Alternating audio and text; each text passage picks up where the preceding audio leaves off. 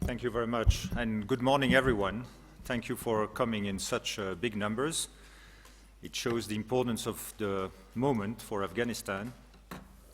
The first thing I wanted to say is for our Afghan friends to express our very deep and warm condolences for the attack on the mosque in the province of Kandahar, Nangarhar, and the EU has issued a formal communiqué expressing our sympathy to the families and the victims.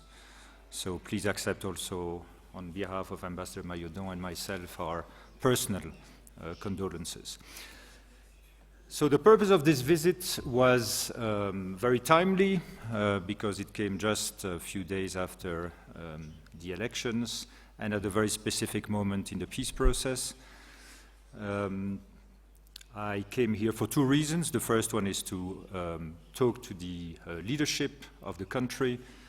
I saw President Ghani, CEO Abdullah, Dr. Mohib, the NSA, and many other interlocutors from different horizons and different political sensitivities. The second reason was to attend the Herat conference, security conference. So for those of you who are coming from Herat, congratulations on your warm hospitality and on your beautiful city. A very interesting dialogue, by the way. Look, I don't want to be too long because I want to give you time for questions. So let me maybe summarize a little bit where the European Union stands on the peace process at this very particular juncture after the suspension of the US Taliban talks. And for those of you who have followed the Herat conference, you have heard what we had to say there. But let me maybe, encapsulate a little bit our messages. The first one, I have to say that we were, like everyone, very pleased about the fact that there was dialogue between the US and the Taliban, and the EU has been supporting this dialogue and these negotiations because we always thought it was a necessary first step. So we have been working closely with Ambassador Khalilzad and our international partners to try to reach a stage that would pave the way for the peace process.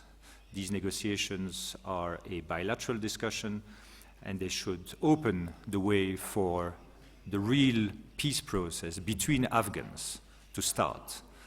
The intra-Afghan dialogue has taken place, and now it was time to move to the intra-Afghan negotiations. So we were sad, in a way, to see that these talks have been stalled.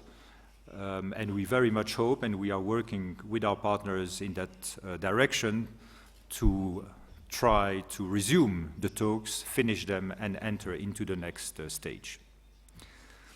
My second point is that maybe in all difficulties in life, you can see opportunities. And of course, the suspension, the pause button that has been put on the bilateral talks is, of course, a hurdle on the path towards starting the intra-Afghan negotiations, but it can also open opportunities. We should not do as if nothing had happened. And one possibility that I have already expressed in Herat is maybe to take a fresh look at maybe the format, but also the contents of what surrounds this agreement. And what the EU is advocating for and proposing is to try to add a ceasefire. The idea has to be determined by the Afghans. We don't want, to interfere in this. But I think it's the right moment and the right opportunity to maybe go one step beyond a simple reduction of violence and explore the ways in which a ceasefire, a cessation of hostilities, a temporary ceasefire would take place. One idea would be to say, well, in order to create a context that is conducive for the negotiations between Afghans, it would be to accompany the start of the negotiations with a ceasefire, a temporary ceasefire, for the time of the negotiations. What is very important to mention, because I hear many people saying, yes, but you can't reopen what has been negotiated. I understand that, it's difficult in negotiations. But the ceasefire is not a new element. The ceasefire was already part of the 4 points of the package that was being negotiated between the US administration and the Taliban. Withdrawal, counterterrorism guarantees, intra-Afghan dialogue and then negotiations, and the ceasefire. So the idea is really to see how we can move the ceasefire idea forward instead of leaving it for later. Another point was about the opportunity to revisit the way the negotiations are held. You know that the EU has always pleaded for the centrality of the government of Afghanistan. Whatever the government and whatever the president, this is an institutional position. And the more the government is involved in the negotiations, the better. The more transparent and inclusive the negotiations, the better. So we believe, and we have said that for so many months in so many different communiques, that the Afghan peace process should be Afghan-owned and Afghan-led. Well, let's stick to our words, and let's ensure that the process is really in the hands of the Afghan government, with a very strong help and support of the international community, but that the centrality of the institutions is reaffirmed.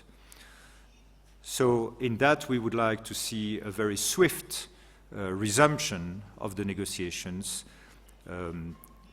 between the Taliban and the Americans, and the start of the negotiations between the government and the Taliban in that inclusive way, and with teams that reflect the different political forces of the country, so that we have an inclusive team on both sides.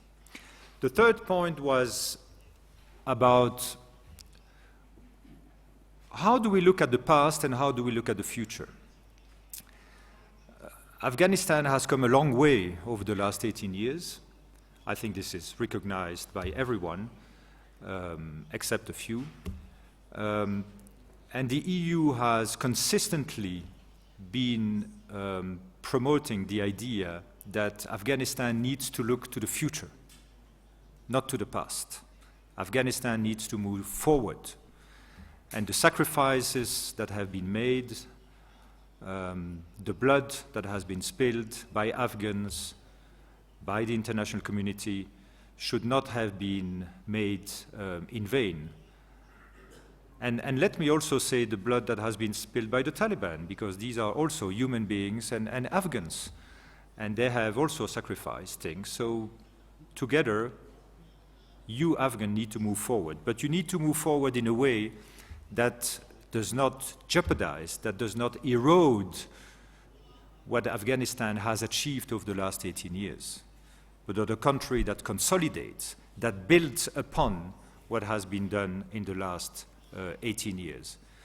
In many different issues, social issues, political issues, and of course the protection of more vulnerable groups, women, youth, minorities. I think all these people, all these groups, all these citizens represent, an important part of the population, and bringing them together in a process will ensure that the peace agreement, whatever it is in the future, will ensure that this agreement will be lasting, that it will be accepted by the Afghan population. And this is why the EU has also proposed, in order to try to help Afghanistan and Afghans to protect these gains, to be a guarantor, not only of the process, but of the agreement. My fourth point is on the what I call the rules of engagement. The international community has tried over the years to support Afghanistan the best we could. We have not been perfect. We have made our mistakes. But on the part of the European Union, its member states that have been extremely active in Afghanistan, there was a very strong willingness to do well. And we want to stand by with Afghanistan. We want to continue supporting Afghanistan in the future. So do not think that if there is a peace agreement, international partners will pack and leave. As far as the EU, I can only speak for the EU, we remain committed to support the reconstruction of Afghanistan, the future development, the trade, the connectivity with regional countries. It is very important to try to foster not only a stable and secure environment, a peaceful environment, but also a prosperous environment where finally the too large part of the population that lives in poverty can have better lives. But of course, for that, there are some principles that need to be, there for European partners, and I would say most probably all Western partners, to be able to help Afghanistan. And this is the fact that the country would need to continue on a path where the political governance is fit for Western countries to be able to work with the future government, whatever it is, coalition government. So I'm talking about the government after the peace agreement, where the Taliban would maybe participate to power. So if it would be a form of government which, does not respect fundamental values, fundamental rights, that does not set up a system where we can actually work, if it would be an Islamic emirate where these rights would not be protected, it would make it very difficult for Europeans to help the reconstruction, to provide development aid, to give access to the first world market, which is the European Union. 2 or 3 points on what I have heard in my meetings with the different, with the leadership of this country. I think there is I have passed these messages, but I think what I take out of these meetings is that there's a very clear appetite from the leadership, and again, I've seen the different parties and the different candidates. There's a great appetite for the greatest possible transparency, inclusivity of the peace process, and of course the participation of the government. There was also the question of the ceasefire that I have raised, and I think this is topping the agenda. I think there's a great willingness of political parties, and there I could say across the political lines to try to discuss about the possibility of accompanying the start of the intra-Afghan negotiations with a ceasefire or a cessation of hostilities. Finally, 2 words on elections. Ambassador Mayodon is here in the country, and he follows this very, very closely. You know how much the EU has been supporting the elections, not only for the sake of elections, but also for the important signal it sends that the Afghan constitution is there. Constitution can be changed. Maybe the constitution will be reviewed, modified in the future. That is normal. It happens in all countries. But for the time being, there is a constitution that exists, and it provides for elections. So we, again, protecting the constitutional order, believe that it was useful to have elections. We also understand that elections are always a difficult political moment, and that it can create, a bit of tension, a bit of difficulties. But we also believe that the peace process and the election are reconcilable, that they do not oppose each other by definition.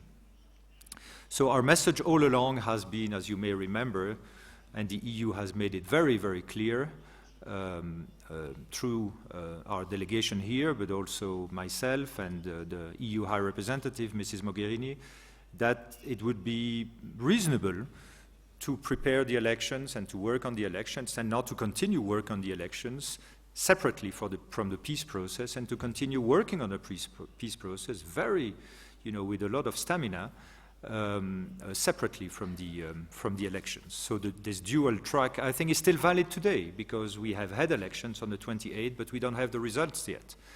So it is important to continue working on the elections and to continue, thinking about what can be done on the peace process. So none of these two aspects, elections and peace process, should undermine each other. They can be reconciled. And I must say, Ambassador Mayudon will surely come in with more details, but personally, I really have to congratulate Afghans for these elections, because, well, first of all, they have taken place, and many Afghans doubted that the elections would take place because of the overall context. So they have taken place, and I think this is a good signal that the constitution is there, that Afghans, want to continue their work on this democratic path I was alluding to before. And then I must say, I have to pass my respect to all the people who went out to vote.